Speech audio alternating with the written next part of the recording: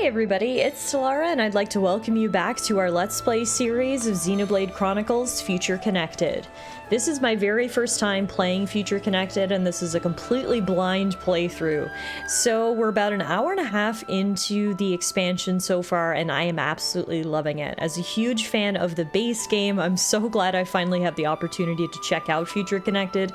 And so far it's presenting us with Xenoblade staples like a huge, beautiful open world to explore. And on our last episode we were doing a bunch of side quests before we proceeded with the main story. We popped back to this little camp here so I could turn some of them in. One is for this guy named Lanar. He says, you again. I've heard back from Gwyneth and the rest. I'm glad their issues were resolved. Well, I have your ear. Here's something I realized earlier. It's quite possible that the caterpiles gathered to eat the plumped wildgrass and the brogs to eat the caterpiles. Seeing as how you've taken out the caterpiles and brogs, the wildgrass might come back sometime soon. We'll have some food shortages to grapple with until then, but that is my problem. Lucky for everyone, then, that you've won me some breathing room here, eh? I'm glad everything worked out, says Shulk. Thank you for the help. We're all in your debt, and sorry for looking down my nose at you all. That wasn't exactly gracious.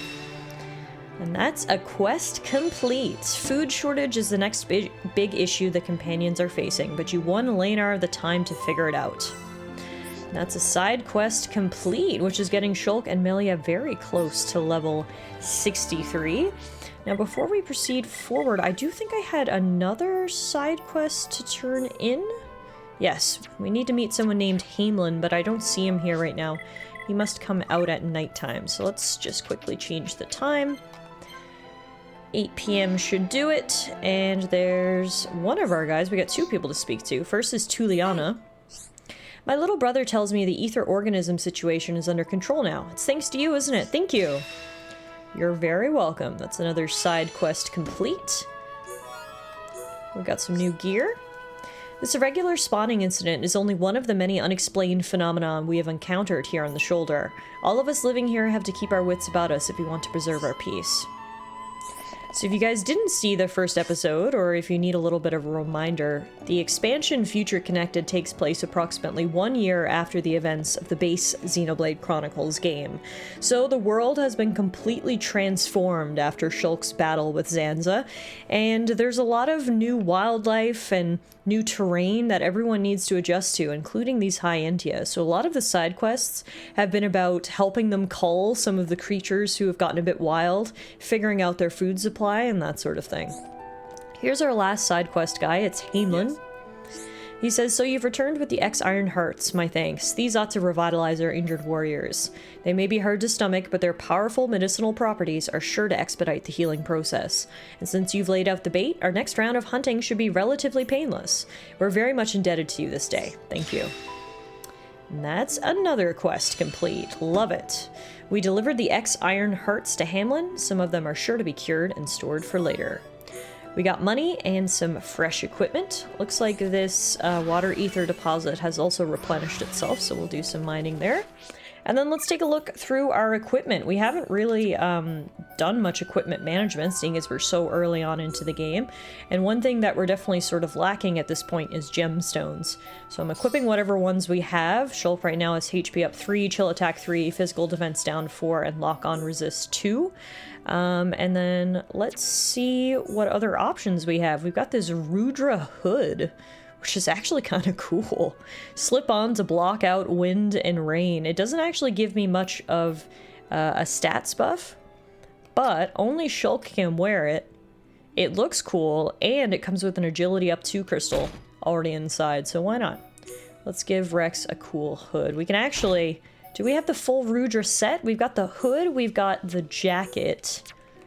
That's all we've got so far, but if we can get the rest, it looks like they all come with agility up 2 gems in them, and it makes Shulk look pretty cool. So there you go, Shulk. There's some new equipment for you.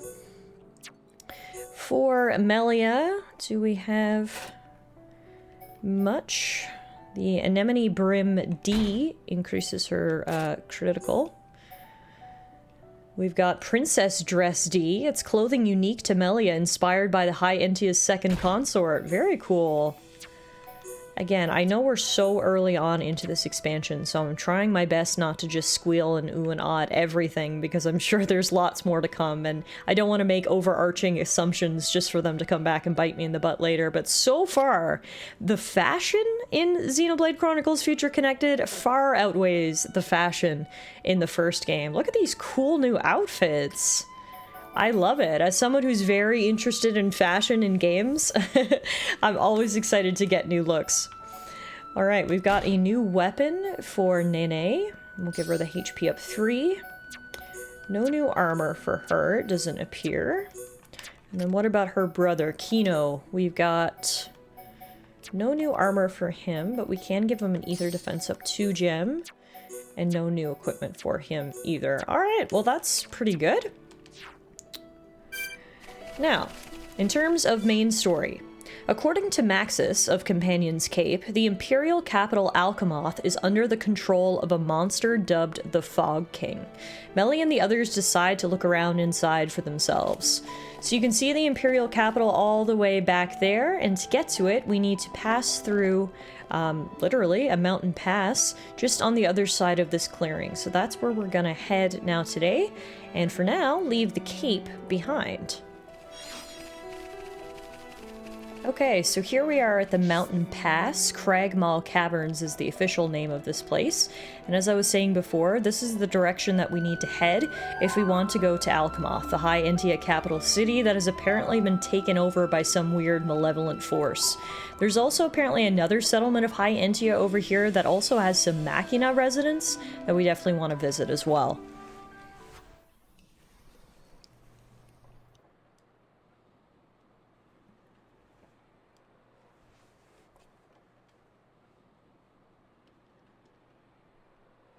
Alchemoth. You okay?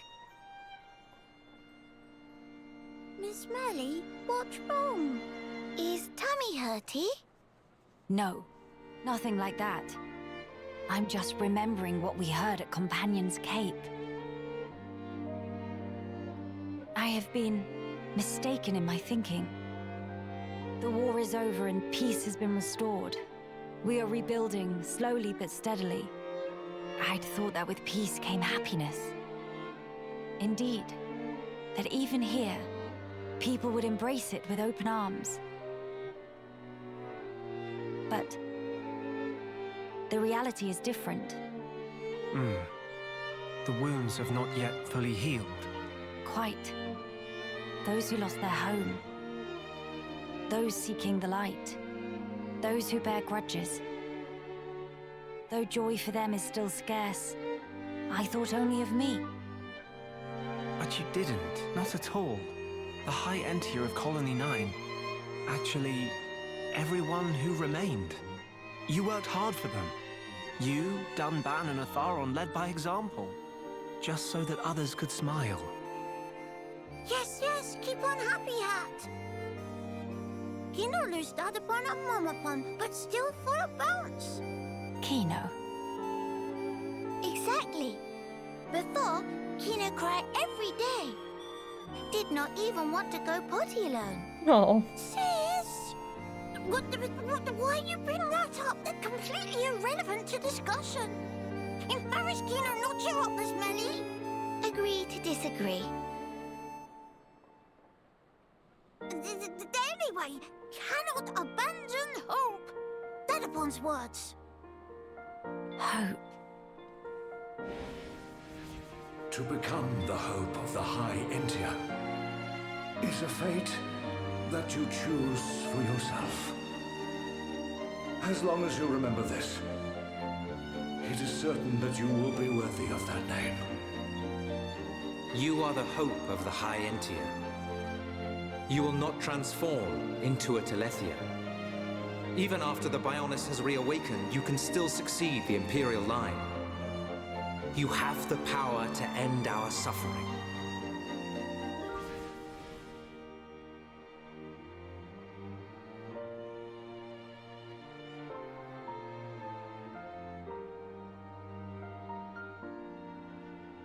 Friends, thank you. I think I can finally see now what my role here is.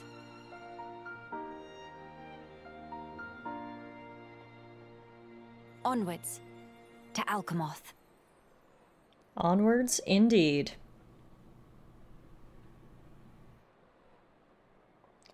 I mentioned this briefly on our first episode of Future Connected, but I'd just like to reiterate, the part that gets me so excited about this expansion is the possibility of returning to this world after the credits of the Melia? What? Did she just death drop? Anyway, sorry, that completely distracted me. It's always nice to be able to have the opportunity to return to a game after the credits have rolled.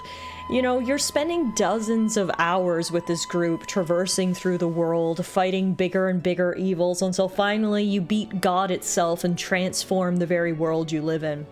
It's one thing to say, ah yes, peace has been restored to the land, but I always have those lingering questions. What happens next? Peace isn't just a static objective. Sure, God was defeated and war stopped, but what does everyone's lives look like afterwards? How do they rebuild? How do their relationships change? So games that give us the opportunity to return to the worlds, whether in a sequel or an expansion like this one, always makes me so excited. I love seeing what has happened in, you know, a brief period of time, say 1 year after we spent so long on our original journey. Now, this is one of those Napon prospectors. Evelyn. Qualified, certified, but fully booked, so hands are tied. Pawn Spectre Evelyn is named. Surveying new lands is game. Dear, oh dear, oh dear. Friends have impeccable timing. Evelyn in dire need of helping. Sounds like you've got a problem. Survey for day was finished, so Evelyn make to sit down on sitting spot over yonder for well-deserved snack break. Was just removing tasty morsel from knapsack when all of a sudden, whoosh splash, meal thing plops straight into lake. All gone in single eye wink, like tears standing under waterfall. Wapole, Sardy, and Lake scoff down every last piece of her deserved foodage. But no ugly fishy fish incur wrath of Evelyn and live to swim about it. Sardy will rue day it made enemy of Evelyn. Friends speak to Evelyn because felt urged to help Nopon in distress, right? Then pleased to avenge poor Evelyn. Alright, guess we need to help. Evelyn was ready to eat her snack after a hard day's surveying, when tragically it slipped into the nearby lake. Help is in order. So this is something that we started on our last episode, is rescuing these Nopon pawn prospectors? I can't remember what they call themselves. They have a fancy word to combine Nopon and prospectors. Anyway, there's apparently 12 of them missing in the world, and at first I thought it was a series of simple side quests, but it turns out to be more than that. As you rescue the Nopon, they apparently help you in battle. And one thing that I find very amusing is that they now join your party and you can see them in the overworlds. So it's me and my 2 companions and then these 2 Nopons. So presumably, if we go and rescue all of them, we're eventually going to have a whole squad of people following around us, which I think is going to be honestly hilarious. But we're definitely going to help out poor Evelyn and get her revenge. And it appears these things right here are the culprit. The issue is they're so deep in the water, and I can't swim and fight at the same time, so we need to see if we can draw them towards land a little bit. Like, there we go. If I get right to the edge of the water, we're able to get close enough to draw their attention. Now, how many of these things do we need to take down to get Evelyn's revenge is the real question. Ouch. One good hit on the 3. Alright, well that's one. A genuine article. Have to brag to Denabon once Nene gets back. Everyone, let's go! Nene, take you on myself. I expect nothing short of our very best. We can definitely do this! This is the Monolith power! Ouch! Man, these fish are putting up a heck of a fight. I mean, they're not just regular fish. They are the biggest, meanest looking fish I've ever seen, so... I guess it makes sense that Evelyn wanted to recruit some help in getting her revenge and didn't want to do this all on her own. But there's another one that actually got both Shulk and Melia to level 63, which is kind of exciting. And then for some reason, it's not letting me loot... Ah, there we go. I don't know what that was about. It wasn't letting me loot the treasure chest But I kind of just had to approach it from a different angle. That was a little weird. Alright, one more and our revenge will be complete. We can't lose! Get on over here. Oh, we actually attracted the attention of 2 of them. These things are ugly looking. I hate to comment on someone's appearance, but oh my goodness. These are the type of things you would see in your nightmares for sure. Those faces, those teeth. Yeah, very, very scary things. I'm glad we've got this high-octane, almost disco music playing in the background to distract me from what we're actually fighting against here.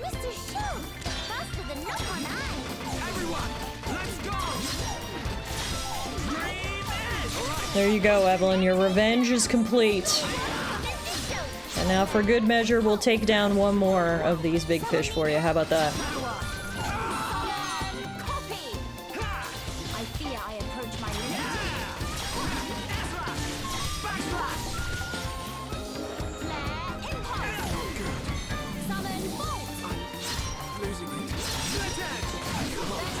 Ouch. I'm down. I do. Thank you. Alright, there we go. Revenge complete. Let's go tell Evelyn after I pick up our hard-earned spoils.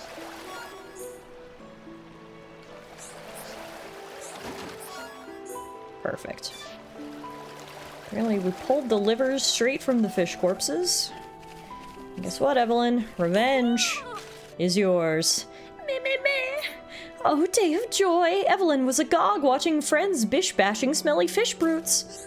In fact, Evelyn feel a whole lot better now, although no is no use. Tum-Tum feels so empty, no energy even for Shimmy. But if Friend's able to bring Evelyn Moro Cob from wherever abouts, may be able to kickstart metabolism. Okay, guess our job is actually not done here. Now she wants a snack. I mean, I guess her snack did get gobbled up by the big fish. So I suppose that only makes sense. I'm not sure why she couldn't walk over here and pick up these cobs, but hey, we're all about lending a hand, right? And if she's gonna lend us a hand in battle, then it only makes sense that we extend the hand of friendship first. Here you go, Evelyn. Oh my god, she's in a hard spot. No wonder she couldn't walk over and get the cobs. Evelyn, are you still with us? Ah, Moro cobs! Munch, crunch, crunch, so tasty. Can feel life flowing back into limbses. And thanks very much, Maribald. Her fruffle not so bad after all. Quest completed. You vanquished the monsters and relieved Evelyn's hunger. She looks pleasantly satiated. Whew, Evelyn wolfed whole thing down. Now is about time Evelyn make haste to finding One. Come to think, life all about helping each other, no? Dread to think what happened if Evelyn collapsed on road alone. Clearly friends have obligation to assure Evelyn come to no harm, so take with and deliver person safe to One. Though, must say, made good survey progress today, like in days of old chief, who established Pawn Specters. That's the name of their clan, the Pawn Specters. Retired now. When One step in to take mantle, practically only ever do charity work for Frontier Village. No pawn specting at all. Evelyn nearly forgot was even Pawn Specter in first place. Okay, it's settled. Friends all ready to set off? Then it's time to deliver results of survey to Chief One. Nice, and Nene got to level 62, and there you go. We've got 3 Pawn Specters following us now. 2 from Yellow Team, 1 from Blue Team. Meh, friends want to know about other Pawn Specters? Not to spoil all fun, but Evelyn have one small idea. Try here. You've learned the whereabouts of further Pawn Specters. Check them on the area map. Nice. Alright. Looks like the next Pawn Specter is up on the top of this here cliff, but I don't think we can access it from where we're at. Let's take a better look at the map. It's hard because I don't have it all filled out, but I don't think I can actually get up there right now. I think we're kind of going to have to take a roundabout way to get up there. So that might be something we return to. You can also see on the mini-map there's apparently a heart-to-heart up on top of this cliff as well, but again, don't think we can scale it at the moment, so hopefully we can circle back. What we can do, though, is mine this electric ether deposit for some gems. One big change about Future Connected from the base game is that you just collect gems straight from the ether deposits. There's no middleman, aka the gem furnace, where you take the materials you've harvested to create gems. There's no gem creation process anymore. Everything's kind of more streamlined, and you just get gems right from the ether deposits, which honestly is a-okay with me. I wasn't a huge fan of the ether or the gem creation process, so I'm fine with just harvesting them pre-made, if you will. Now, what's this little monument we have right here? Let's check this out. Zephyr's Council. It's a landmark. I'm not sure what it actually is, but some ancient monument. Oh my god. Well, I walked too close to the sun, and it's time to Icarus my way to my death. Oopsie daisies, when you get so distracted with exploration and cool monuments that you fall right off the side of the world. That's my bad right there. Alright, Alchemoth is getting closer and closer. To get to Alchemoth, we need to access a teleportation unit, which appears to be over this way, and that's where sort of our quest is taking us. I like accessing the minimap every now and then because it gives you a look of the area. For instance, there's apparently a heart-to-heart event just down here, so let's take a brief detour and check it out. I love how this little part of the area is covered in red plants and grasses. It's so beautiful. Here's the quiet moment. Oh, okay, cool. It needs to be afternoon and it needs to be clear. And we need to get Kino in the party. We can do all of those things. We'll just change time to afternoon. Hopefully the weather doesn't change on us. Kino's in the party. There we go. Quiet moment. The land in the sky.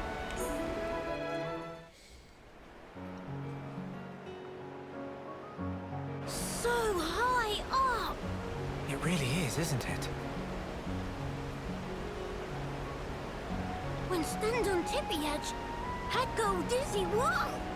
Kino, don't get too close to the edge. If you lose your footing, you could fall.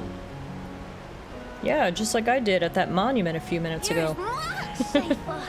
Speaking from experience here. It is quite a beautiful view, though. You when come to think about, clouds look like floaty fluff below feet. You're right. I don't think I've ever been this high up before either. No.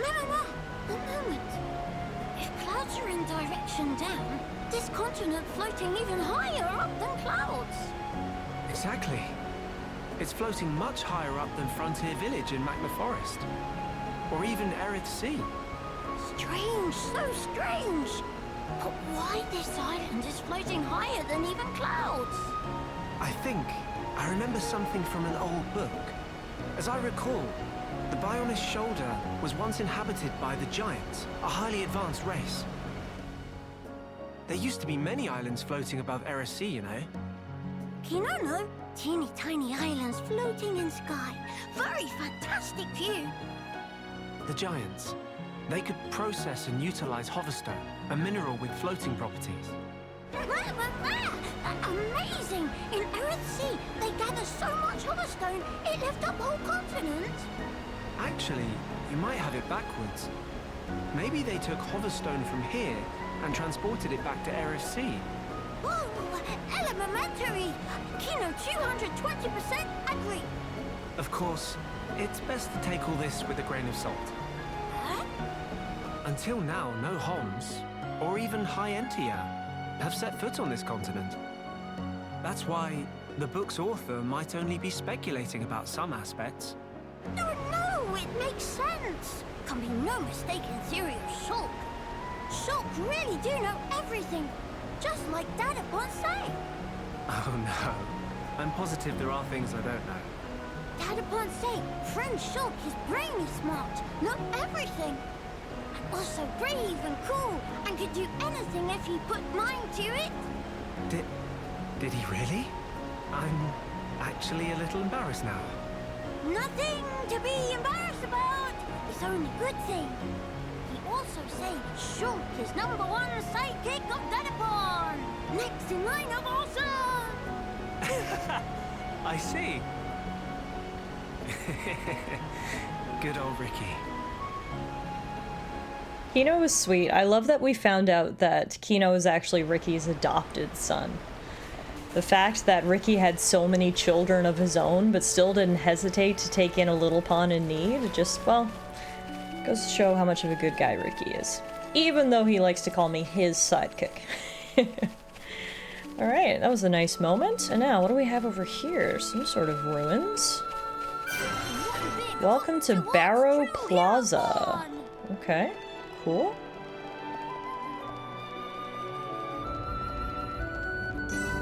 Barrow Ruins Cave. Looks like we might have another Pawn Spectre down here. Uh-oh, enemies are closing in on a Pawn Spectre. Save them before they get eaten. Oh god. Come on guys, we gotta act quick. Eaten alive by giant ants sounds like a very bad way to go. We gotta help out this poor Pawn Spectre at once.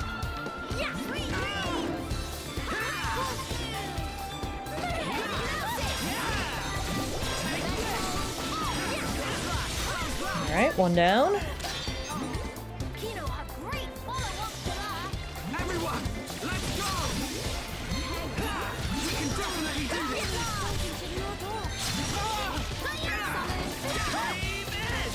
Two down. Like how the other Pawn Spectres are helping us out in battle. It's only right that you help us rescue one of your comrades, right? There we go. 3 slobbering antholes taken care of. You alright, little guy? Qualified, certified, uncontestified. Pawn Spectre Dekadaka is my name. Surveying new lands is game. Dekadaka really thought it was curtains for a moment there. Friend snatched life of Dekadaka from jaws of death. When Dekadaka finished surveying area, lit monster repellent incense that got from friend. But then monsters appear. It make no sense. Why on heck monsters not repel? Why attract? Meh. When Dekadeka take whiff, realizes actually monster attractant incense. Friend must have put in by mistake. Or this could be trial that fate posed for Dekadeka to challenge resolve. Fate call on Dekadeka to defeat monsters by own self. Meh. But Dekadeka do nothing, just call for help from passers-by. Disappoint in self. Well, in any case, thank friends for well-timed rescue. Dekadeka not forget this kindness. Quest completed. Seems the enemy was drawn in by the incense. At least Dekadeka was alright. We got Lock-on Resist 4 as a gem. By the by, did friends see Chief 1-1 somewhere, maybe? Dekadeka have to hand in survey results. Meh. 1-1 rise in ranks very quick. Was once rookie of team, but now chief already. Very unexpected. Must be recognition for excellent skill in pawn specting. Dekadeka must follow shining example. Is key tenet of Pawn Spectre organization that good effort always recognized and rewarded. I have become stronger. Heck yeah, we both got to level 64 by rescuing Dekadeka. Another member of the blue Pawn Specting team. And that brings our Pawn Specting crew to 4. Like I said, by the time we're all said and done, I think we're going to have quite the party of, I don't want to call them minions, but followers, friends. There's a unique monster over there called the Grotesque Damus. Oh god, it's huge and disgusting. I kind of want to fight it, but I also kind of don't. I mean, we've got lots of bugs up here we're going to have to take care of. Bugs are my most hated thing. I definitely have arachnophobia. One thing that I've actually really appreciated in modern gaming is lots of modern games now have an arachnophobia mode where you can activate it and the spider enemies get transformed into something else. For example, in the newest World of Warcraft expansion, there is an arachnophobia mode and it turns all the spider enemies into crabs instead, which is a huge help for me. So hopefully that's something that gets adopted in even more games going forward, because I always say, for some reason, RPGs, especially fantasy RPGs, are my favorite genre of game, but for some reason, every single fantasy RPG I've ever played has giant spider enemies in it. I don't know who thought fantasy RPG also meant giant bugs had to be present, but it just seems to always be the case, unfortunately. Now, not here, we not only have bugs, we've also got bats. Luckily, I don't mind bats so much as bugs. Get rid of these guys. No problem. The issue here is that we're getting a little bit surrounded, outnumbered, overwhelmed. I think all those words perhaps apply. Also, Nene, you are doing an awful job at tanking. I'm not sure why everything is attacking me, but there I am. On my butt.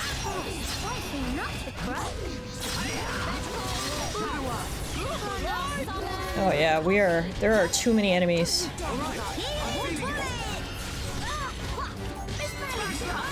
Only are left 3. Amelia's down. Dang, these guys might completely take us down.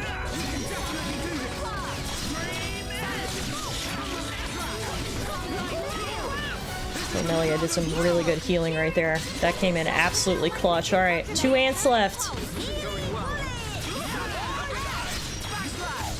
I think the Pond Specters are healing us as well. Thank you guys. Oh man, things were looking rocky there for a second. I really thought we might die. But we've actually pulled through. The bugs weren't gonna get the better of us today. And Nene actually got to level 63. Congrats. Alright, let's take our loot and get out of this cave, shall we? Luckily, it's not a very big cave. But, there are bats everywhere. I didn't even see that one. It felt like it came out of nowhere. Huh.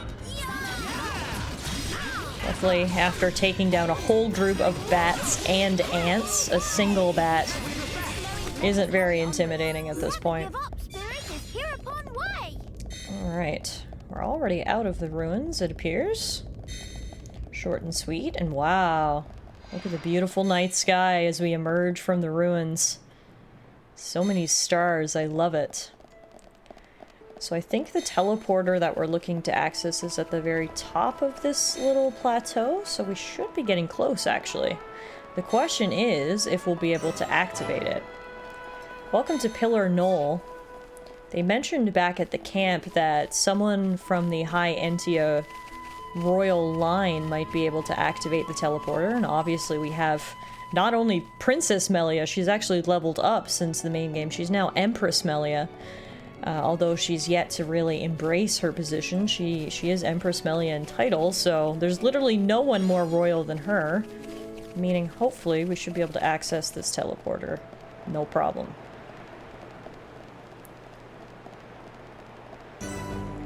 Whisper Wind Crossing is the name of this location.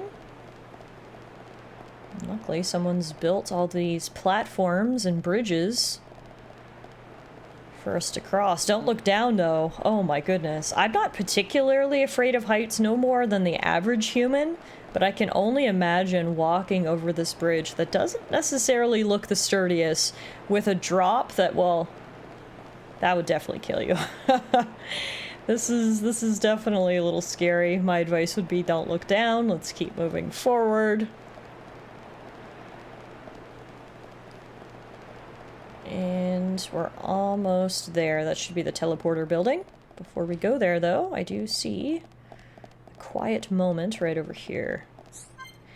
A life without visions. Okay, this is the first quiet moment we've had between Shulk and Melia, and by the sounds of the title, this should be an interesting one. So since the events of the main game, Shulk has lost his ability to see the future, and it looks like they're going to talk about how that may have affected Shulk in the year to follow.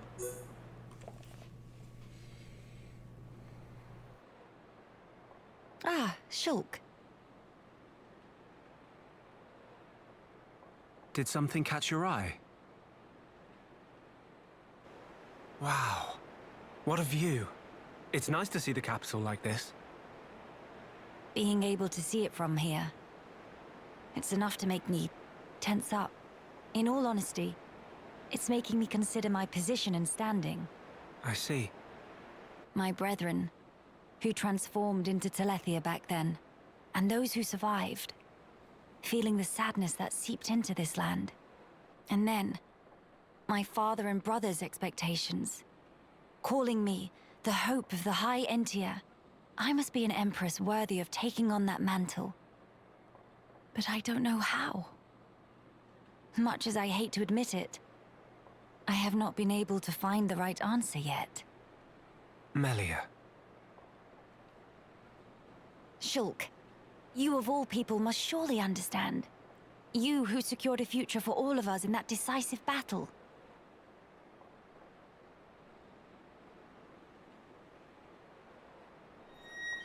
You know, I've been thinking a lot lately about what my visions were.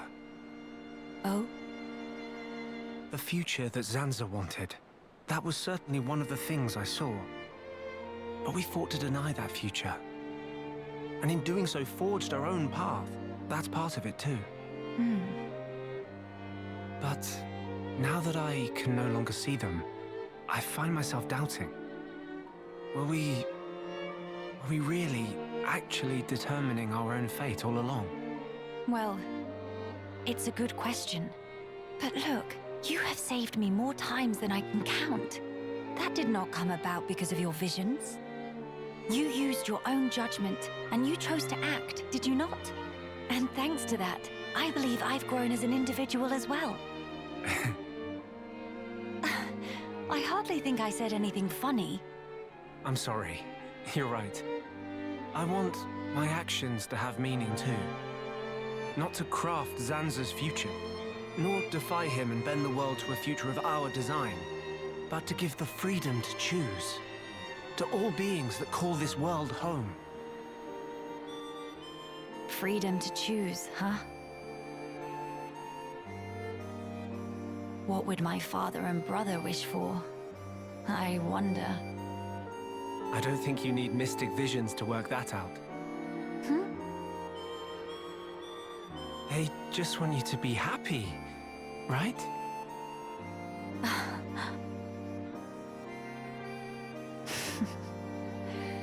My gloom is no match for you, Shulk. It's just as you say. To become the hope of the High Entier is a fate I choose for myself. Those were the words Father imparted to me. There is no need to fear. That is how my brother encouraged me. I've been so impatient and homesick. I nearly forgot those most important words. I can hear Father lecturing me even now, chiding me for my foolishness. I give you my thanks, Shulk. It's nothing. To lack clear-cut answers is hardly a sin, but a sin it would be to cease searching for those answers altogether. For the High Entier who live on in this land. Nay, not only the High Entier, for the sake of all the people of this world, that they may decide the future as equals. That is the vision I choose to guide me. That is the future I wish for. Yeah, if anyone could make it happen, it's you. But I won't lie to you. The road ahead will be long and arduous. I hope you won't mind me lending a hand. After all, that's the future I want too. Shulk. Indeed, it'll be my pleasure.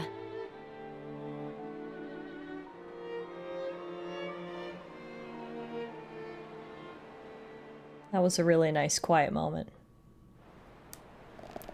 All right.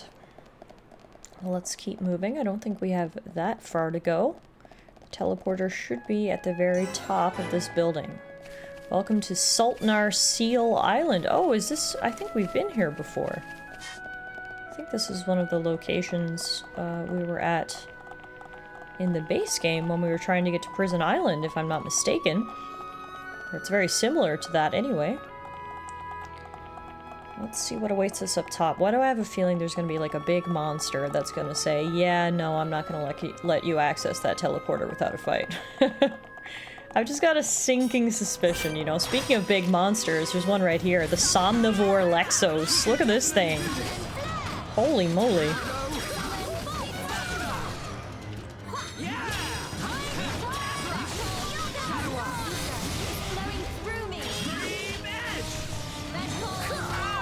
The issue with fighting in a little area like this is it's very hard for me to get in a good position to use my abilities. We don't have a lot of room to maneuver here. So I'm just doing my best with what space we do have.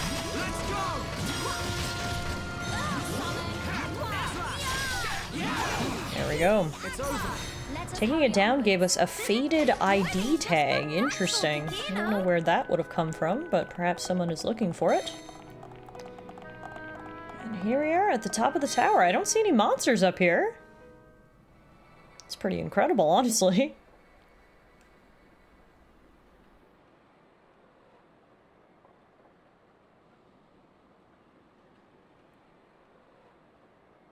Why would all those Talethia be gathering here in one place? Transporter, over here!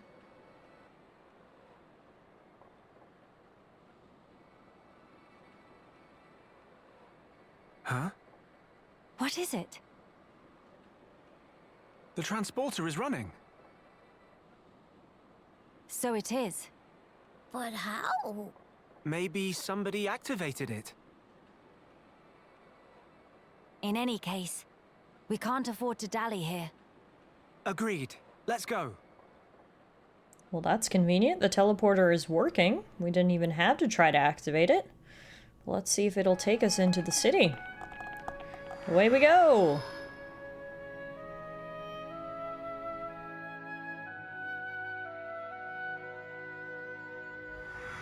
Wow, it sure did take us there. Welcome to the main entrance of Alchemoth, capital city of the High Entia. It, however, looks a lot quieter and desolate than I remember. Imperial capital, Alchemoth. Yeah, this place is destroyed. Wow, very different from what I remember, that's for sure.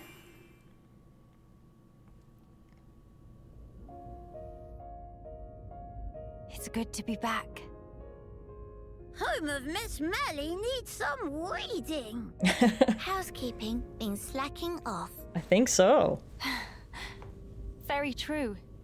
We'll have our work cut out for us. What is it? Look up there.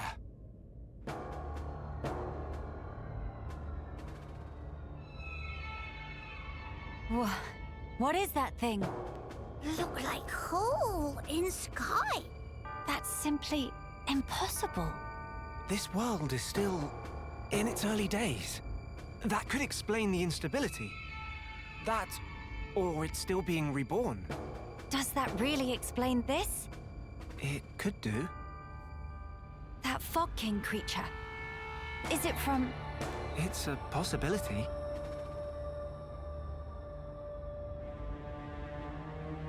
In that case, it may well be lurking nearby.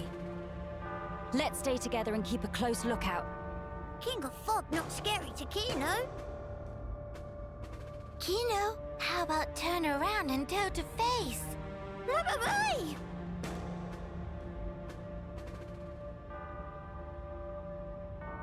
Gotcha! Little joke there. No, big meanie! Maybe we're not alone here after all. A child's voice. Where? Up there!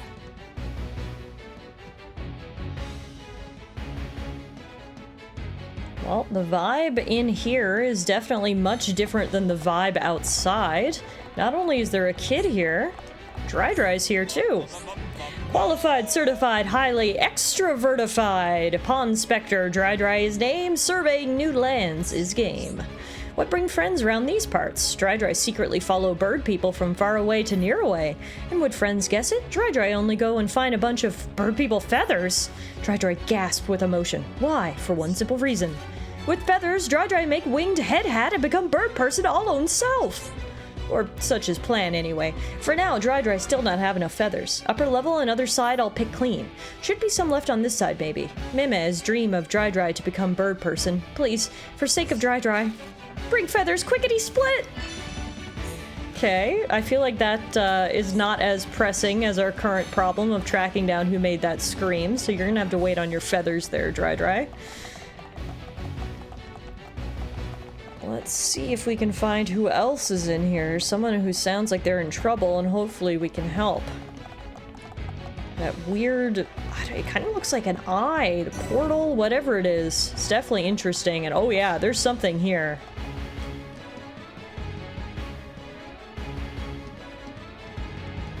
Over there!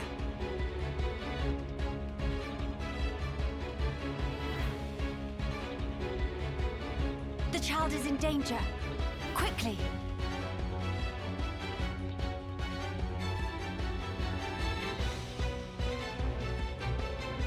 What the heck is this kid even doing here? Are you all right, child? Wait, Teelan. Ah, Miss Melia. You too, Shulk? How did you...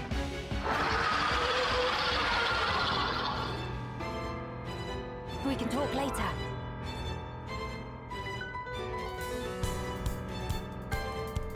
It covered in black fluffy mist. So that scary king of fog? Yeah, maybe so. Let's give it our all. Wow, the music in Future Connected is so epic. The base game had an amazing soundtrack. But do you hear this piece of music playing in the background as we fight this Snowall Teos? This is amazing. Someone out there went so hard on the piano. They gave us this masterpiece. This is fantastic. Alright, welcome to our first official boss battle of Future Connected. This is not just a regular giant bird. It's got some, how did they describe it? Black fluffy stuff on him? He sure does. I don't know what that is, but it seems to be driving him into some sort of rage. I don't even know how he got in here. I suppose the defenses aren't necessarily active right now with the city in this condition.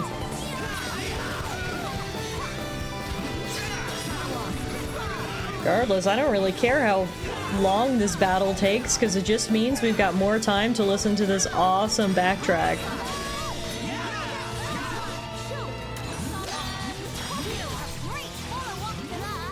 Everyone, let's go!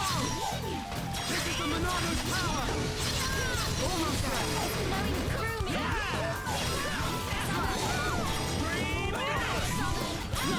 Almost there! Almost there.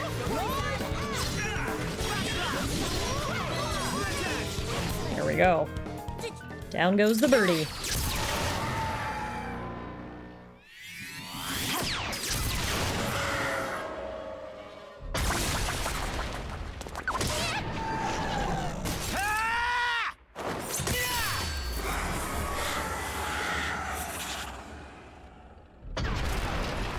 King of fog all cleared up. We can only hope. Look! The rift! It's... Oh no! Oh no! Well, looks like we found our culprit of what blasted us out of the sky. That was the same attack that brought down the junks. Me and Shulk had the same idea at that the was same me. time. Wow, this thing is scary. What is that spooky fog? And who or what is that? It looks like we found our Fog King. Yes, I would have to agree. What now, Shulk? We might as well try. Nene, Understand. It won't work! You can't even land a scratch on it.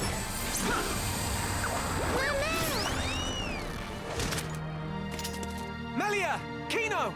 Leave to me! Eat face full of pain! Begone!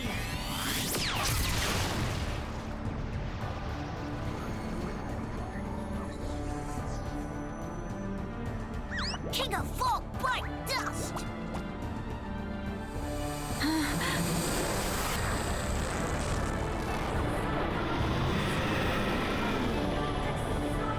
It is just as Maxis said then. Melia! Let's pull back! That would seem wise.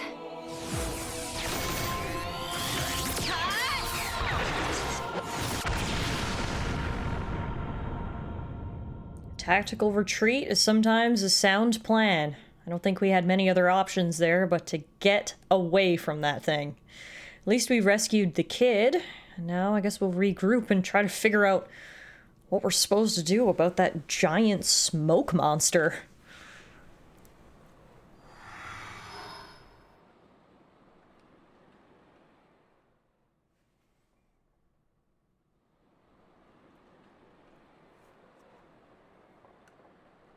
Okay, this should be far enough. Those things can't follow us all the way out here. Oh? And you're certain of that? Yeah, sure. The Talethia will keep us safe. The Talethia will? Well, that's what Radsum said. Though, I don't think they realize it themselves. Ah. Right. Your mother was one of the affected. Yeah. Oh, I haven't thanked you yet. Thanks a million for saving me back there. Why were you alone in such a place? You could have been hurt. Sorry, miss. He get told? Pipe down, not obvious. I snuck in to gather research material. But then I tripped over some rubble and, And that's when you were spotted, huh? Were you the one who activated the transporter? Yeah, I was given special permission, so I could conduct my research. That said, I normally don't go anywhere without Big Sis. You have a sister. Well, we're not actually related. We've just been living here together. If I remember correctly, you wanted to transform Talethia back. Yeah. Oh, hey! My lab's over on the far end of Zen's thoroughfare. You want to come with? We can talk more there, where it's safe. You have your own laboratory. Not as grand as my old one, mind. We still don't understand the Fog King, or the monster that attacked Teelan. Maybe the Talethia are connected to all this. Teelan's research could help us make sense of it all. Yes, indeed. The thing that attacked... Ah, you mean the Fog Beast? Fog Beast? Is that what you've been calling them around here? Fog Beasts always appear around the Fog King, so the name seemed appropriate. Makes sense. Right, I'll be going on ahead. You won't be guiding us on the way? I need to clean up, else there won't be anywhere to stand. All right, see you. Hey, wait! All right. He's gone now. I guess we know where we're headed next. What is it about science boffins? Always doing whatever they please. Huh? Not looking directly at Shulk as she said the word science boffin. Coming.